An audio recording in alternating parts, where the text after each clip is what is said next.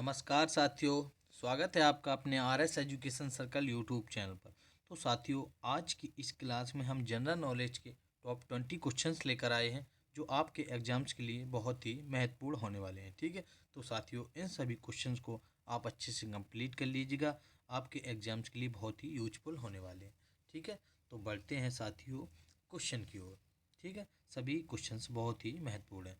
हमारा पहला क्वेश्चन साथियों पूछा गया है कि आर्यभट्ट उपग्रह का प्रक्षेपण कब किया गया था। तो साथियों आर्यभट्ट जो उपग्रह का प्रक्षेपण किया गया था वह 1975 ईस्वी में साथियों किया गया था। ठीक है, याद रखेंगे कब, 19 अप्रैल साथियों 1975 ईस्वी में आर्यभट्ट उपग्रह का प्रक्षेपण किया गया था। साथियों इसके साथ याद रखेंगे यह भारत का पहला उपग्रह था। ठीक है साथियों, कब क्या, जो आर्यभट्ट उपग्रह था वह साथियों भारत का पहला उपग्रह था। वह साथियों जो भारत का पहला उपग्रह वह साथियों खगोल शास्त्री वैज्ञानिक के नाम पर इसका नाम रखा गया था। ठीक है, आर्यभट्ट जो वैज्ञानिक थे उनके नाम पर इस उपग्रह का नाम आर्यभट्ट उपग्रह रखा गया था। ठीक है, यहाँ पर ए ऑप्शन आपका राइट हो जाएगा। अगला क्वेश्चन साथियों आपका पूछा गया है कि पीतल किसका मिश्रण होता है। साथियों जो पीतल होता है वह तांबा और जिंक का मिश्रण होता है। ठीक है, याद रखेंगे तांबा और जिंक का साथियों मिश्रण पीतल होता है। साथियों इस प्रकार के क्वेश्चंस एग्जाम्स में अक्सर पूछे जाते हैं। ठीक है, जो आपके एग्जाम्स के लिए बहुत ही महत्वपूर्ण है। तांबा और जिंक का जो मिश्रण होता है वह साथियों पीतल होता है।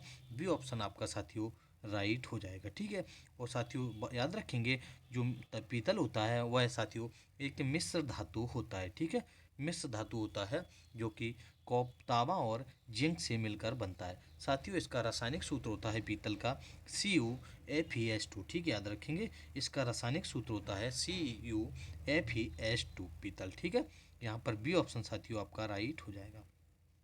अगला क्वेश्चन साथियों आपसे पूछा गया है कि निम्न में से कौन सा इनपुट डिवाइस होता है। तो साथियों इनपुट डिवाइस जो होता है वह इन ऑप्शंस में आपको देख के बताना है। ठीक है, इनपुट डिवाइस साथियों जिसे हम छू सकते हैं, तो आपका साथियों इसमें राइट आंसर हो जाएगा माउस भी इनपुट डिवाइस होता है, टच स्क्रीन भी इनपुट डिवाइस होता है और कीबोर्ड भी इनपुट डिवाइस होता है। तो साथियों यहाँ पर आपका उपर्युक्त सभी आंसर ऑप्शन डी राइट हो जाएगा। ठीक है, उपर्युक्त सभी इनपुट डिवाइस होते हैं। साथियों उसके अलावा स्कैनर भी इनपुट डिवाइस होता है, और स्कैनर और उसके अलावा माइक्रोफोन और एटसेट्रा। ठीक है, ETC इनपुट डिवाइस के अंतर्गत आते हैं साथियों। ठीक है, यह कंप्यूटर का क्वेश्चन है, बहुत ही महत्वपूर्ण क्वेश्चन है। एग्जाम्स में यह क्वेश्चन कई बार पूछा गया है। ठीक है, तो साथियों चलते हैं अगले क्वेश्चन की ओर। अगला क्वेश्चन साथियों आपका पूछा गया है कि विश्व शांति दिवस कब मनाया जाता है। तो साथियों आप लोग बताएंगे इसका राइट आंसर। जो विश्व शांति दिवस है वह कब मनाया जाता है, तो आपका इसमें साथियों राइट आंसर हो जाएगा 21 सितंबर को विश्व शांति दिवस मनाया जाता है। ठीक है, शांति दिवस साथियों कब क्यों मनाया जाता है, साथियों हिंसा और संघर्षों को रोकने के लिए संयुक्त राष्ट्र महासभा ने विश्व शांति दिवस शुरू किया था। ठीक है, हिंसा और संघर्षों को रोकने के लिए 21 सितंबर को विश्व शांति दिवस शुरू किया था। यहाँ पर आपका सी ऑप्शन साथियों राइट हो जाएगा। अगला क्वेश्चन साथियों आपका है, चलते हैं अगले क्वेश्चन की ओर।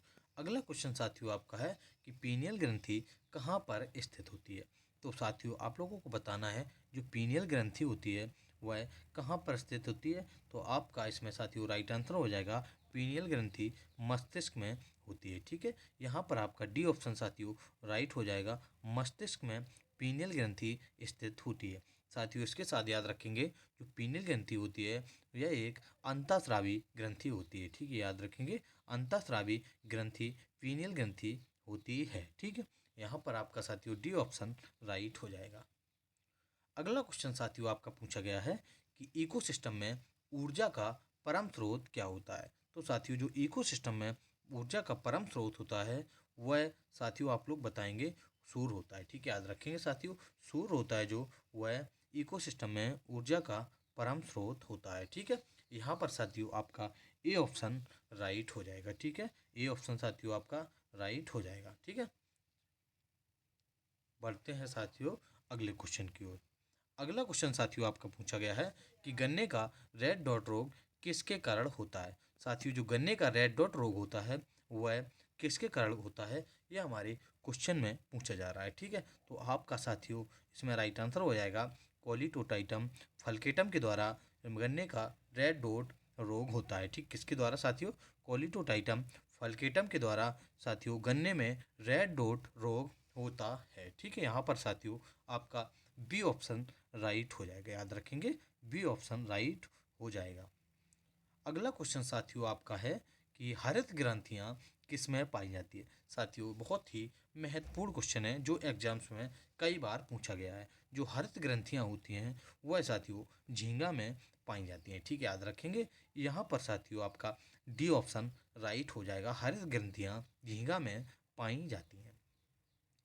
अगला क्वेश्चन साथियों आपका पूछा गया है कि दीन ए इलाही की स्थापना किस मुगल बादशाह ने की थी। ठीक है, क्वेश्चन हमारे क्या पूछ रहा है, जो दीन ए इलाही की स्थापना की थी वह किस मुगल बादशाह ने की थी। ठीक है, याद रखेंगे तो साथियों आपका बी ऑप्शन राइट हो जाएगा, अकबर ने दीन ए इलाही की स्थापना की थी। ठीक है, यहाँ पर बी ऑप्शन साथियों आपका राइट हो जाएगा, अकबर ने। ठीक है, बढ़ते हैं साथियों अगले क्वेश्चन की ओर। अगला क्वेश्चन साथियों आपका पूछा गया है कि एबल पुरस्कार किस क्षेत्र में दिया जाता है। तो साथियों हमारा अगला क्वेश्चन है उसमें पूछ रहा है कि एबल पुरस्कार होता है जो वह किस क्षेत्र में दिया जाता है। तो आपका इसमें राइट आंसर हो जाएगा साथियों, गणित के क्षेत्र में एबल पुरस्कार दिया जाता है। ठीक है, उसके साथ साथियों याद रखेंगे गणित के क्षेत्र में दिया जाता है। ठीक है, यह साथियों असाधारण उपलब्धियों को प्रदान करने के लिए दिया जाता है। ठीक है, जो साथियों असाधारण उपलब्धियां होती हैं उनको प्रदान करने के लिए एबल पुरस्कार दिया जाता है। ठीक है, ये ऑप्शन राइट हो जाएगा गणित के क्षेत्र में। अगला क्वेश्चन साथियों आपका है, भारत में मानव अधिकार संरक्षण अधिनियम कब लागू हुआ था। तो साथियों जो भारत में मानव अधिकार संरक्षण अधिनियम हुआ था वह 1900 साथियों 93 ईस्वी में हुआ था। ठीक है, याद रखेंगे कब हुआ था, 1900 साथियों 93 ईस्वी में मानव अधिकार संरक्षण अधिनियम लागू हुआ था। कब हुआ था, डेट अगर आपसे पूछी जाए तो 28 सितंबर 1993 ईस्वी में मानव अधिकार संरक्षण अधिनियम लागू हुआ था। ठीक है साथियों, यही सभी क्वेश्चंस एग्जाम्स के लिए बहुत ही महत्वपूर्ण है। ठीक है, यहाँ पर साथियों आपका सी ऑप्शन राइट हो जाएगा। अगला क्वेश्चन आपका पूछा गया है साथियों कि राष्ट्रपति पर महाभियोग किस अनुच्छेद से संबंधित है। राष्ट्रपति पर जो महाभियोग लगता है साथियों वह किस अनुच्छेद में उसका वर्णन किया गया है। तो साथियों आपका इसमें राइट आंसर हो जाएगा अनुच्छेद 61 में साथियों राष्ट्रपति पर महाभियोग का वर्णन किया गया है। ठीक है, बी ऑप्शन साथियों आपका यहाँ पर राइट हो जाएगा, किसमें, अनुच्छेद 61 है साथियों वह राष्ट्रपति पर महाभियोग के वर्णन करता है। ठीक है साथियों, सभी महत्वपूर्ण क्वेश्चन है तो आप क्लास को अच्छे से कंप्लीट कर लीजिएगा। अगला क्वेश्चन साथियों आपको पूछा गया है कि निम्न शासकों ने किसने हर्षवर्धन से युद्ध किया था।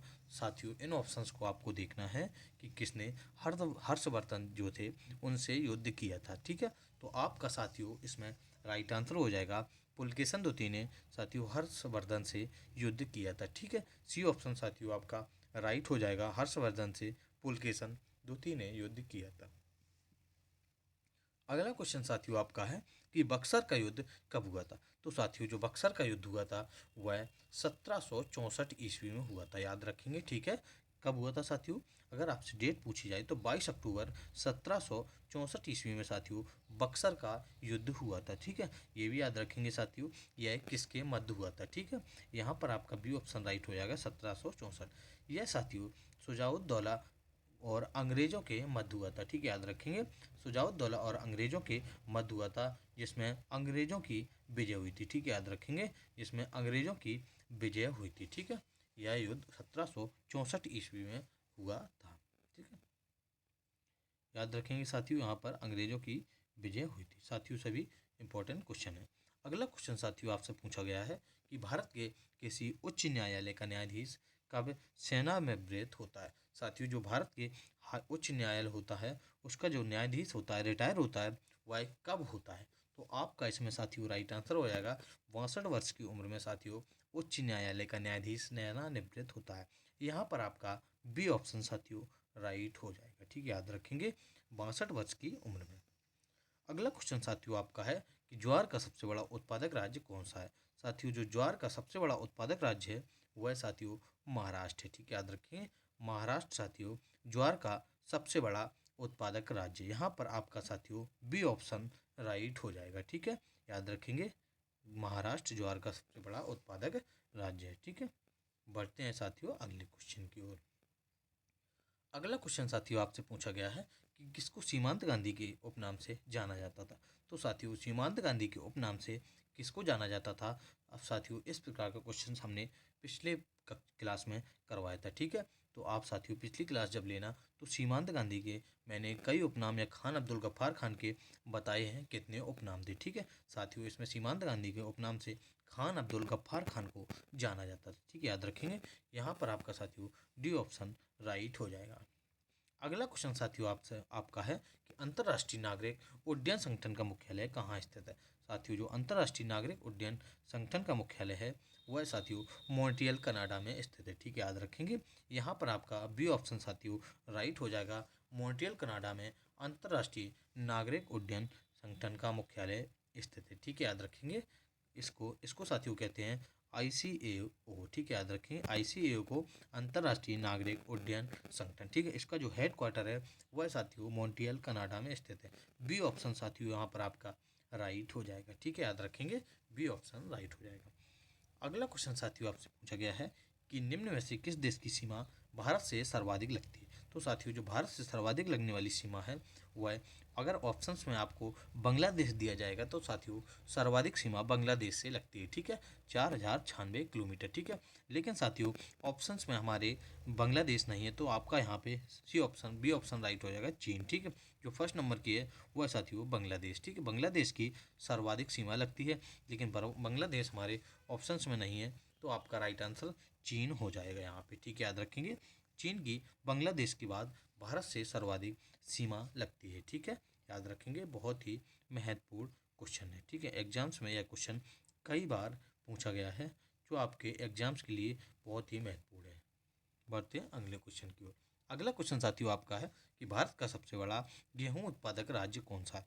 तो साथियों जो भारत का सबसे बड़ा गेहूं उत्पादक राज्य है वह कौन है। तो आपका इसमें साथियों राइट आंसर हो जाएगा उत्तर प्रदेश।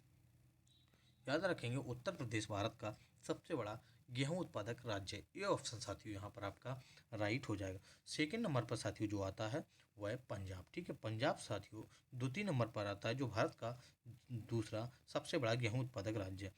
साथियों जो हरियाणा है वह भारत का सबसे बड़ा तीसरा गेहूं उत्पादक राज्य। ठीक है, जो चतुर्थ स्थान पर आता है साथियों वह कौन आता है, मध्य प्रदेश। ठीक है साथियों, वैसे आपसे प्रथम द्वितीय और तृतीय पूछा जाएगा जो गेहूं का सबसे बड़ा उत्पादक राज्य है। ठीक है, पहला साथियों उत्तर प्रदेश, द्वितीय पंजाब और तृतीय हरियाणा भारत का सबसे बड़ी गेहूं उत्पादक राज्य है। ठीक है साथियों, याद रखेंगे। साथियों आज की क्लास यहीं पे समाप्त होती है। आज हमने जनरल नॉलेज के साथियों 20 क्वेश्चंस कवर कराए हैं जो बहुत ही महत्वपूर्ण क्वेश्चन है। यह साथियों क्वेश्चन एग्जाम्स में कई बार आ चुके हैं। ठीक है, अगर आपको वीडियो अच्छा लगा हो तो वीडियो को लाइक कीजिएगा तथा अपने दोस्तों के पास शेयर कीजिएगा। ठीक है, अगर आप चैनल पर न्यू हैं चैनल को सब्सक्राइब जरूर कर लीजिएगा जिससे